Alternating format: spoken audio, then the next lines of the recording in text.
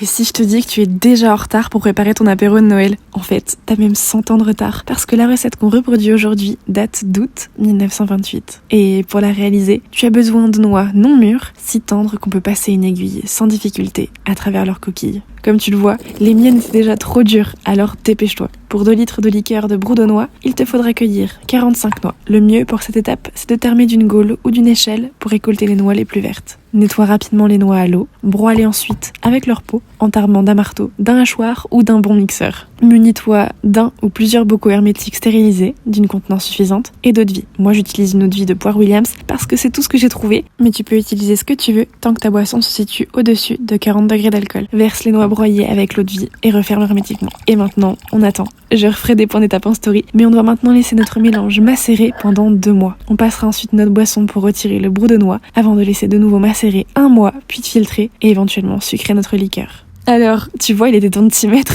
La liqueur de brou de noix est prétendument stimulante et digestive, mais même la recette de l'époque indique de la consommer avec modération. Honnêtement, je bois très peu d'alcool et je n'ai jamais essayé de confectionner moi-même une liqueur, mais c'était la recette de boisson du mois dans mon vieux livre de cuisine, alors on verra si c'est concluant. Et sinon, on peut revenir, si ce n'est autant présent, au moins en été, parce que j'ai plein de recettes estivales historiques à te montrer. Moi, mon pseudo c'est Aurore, je décortique l'histoire à travers la cuisine, alors si ça t'intéresse, je t'invite à t'abonner.